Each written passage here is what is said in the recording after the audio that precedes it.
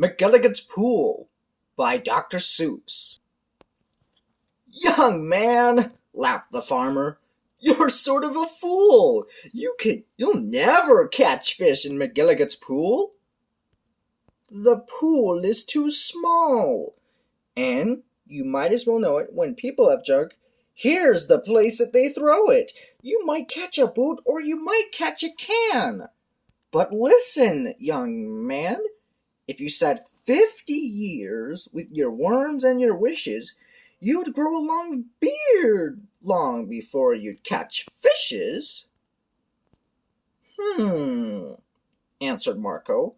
It may be you're right. I've been here 3 hours without one single bite. There might be no fish, but again, well, there might. 'Cause you never can tell what goes on down below. This pool might be bigger than your I know. This might be a pool like I've read of in books, connected to one of those underground brooks.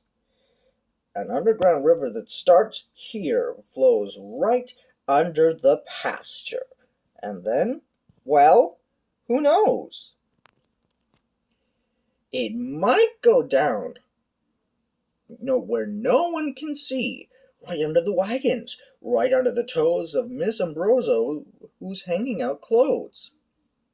It might keep on flowing, perhaps, who can tell, right under the people under Sneeden's Hotel, right under the grass where they're playing croquet, then under the mountains, and far, far away. This might be a river, now mightn't it be, connecting McElligot's Pool with the sea. Then maybe some fish might be swimming toward me. If such a thing could be, they certainly would be. Some very smart fellow might point out the way to the place I'm fishing. And that's why I say, if I wait long enough, if I'm patient and cool, who knows what I'll catch in McElligot's Pool. I might catch a thin fish. I might catch a fat, stout fish. I might catch a short or a long, drawn-out fish. Any kind, any shape, any color or size. I might catch some fish that would open your eyes.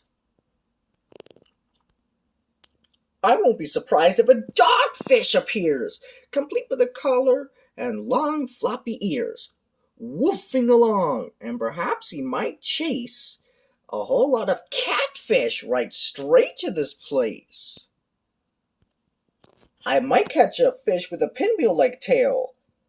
I might catch a fish who has fins like a sail.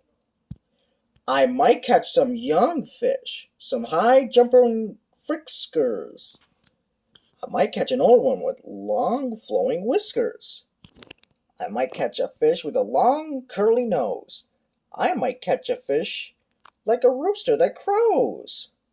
I might catch a fish with a checkerboard belly, or even a fish made of strawberry jelly. I might catch a seahorse. Mightn't I now? I might catch a fish who is partly a cow. Some fish from the tropics, all sunburned and hot, might decide to swim up. Well, they might they not? Racing up north for a chance to get cool, full steam ahead for McElligot's Pool. Some Eskimo fish from beyond Hudson Bay might decide to swim down, might be headed this way. It's a pretty long trip, but they might and they may. I might catch an eel. Well, I might. It depends. A long, twisting eel with lots of strange bends, and oddly enough, with a head on both ends.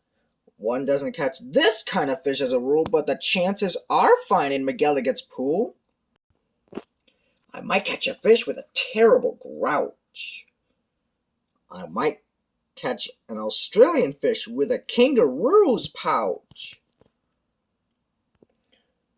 Who wants to catch small ones like mackerel or trout? Say, I'll catch a sawfish with such a long snout that he needs an assistant to help him about. If I wait long enough, if I'm patient and cool, who knows what I'll catch in McElligot's pool? Some rough-necked old lobster, all gristle and muscle, might grab at my bait, then would I have a tussle! To land one so rough might take 2 or 3 hours, but the next might be easy. The kind that likes flowers. I might catch some sort of a fast-moving bloke who zips through the waves with an overarm stroke. I might and I may, and that's really no joke. A fish even faster. A fish, if you please, who slides down the sides on strange islands on skis. He might ski on over and pay me a visit. That's not impossible. Really, now is it? Some circus fish. Fish from an acrobat school might stage a big show in McElligot's pool. Or I might catch a fish from a stranger place yet, from the world's highest river in far off Tibet, where the falls are so steep that it's dangerous to ride 'em. So the fish put up parachutes and they float down beside 'em.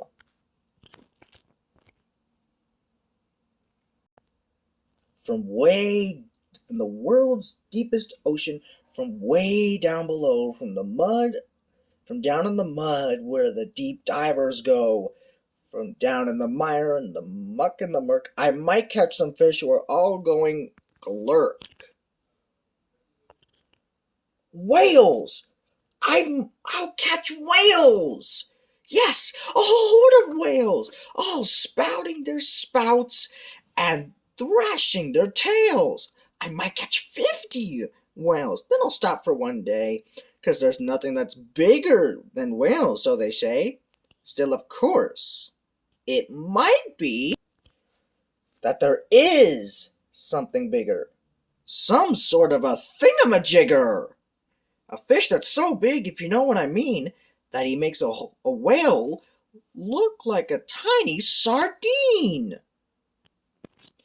Oh, the sea is so full of a number of fish. If a fellow is patient, he might get his wish.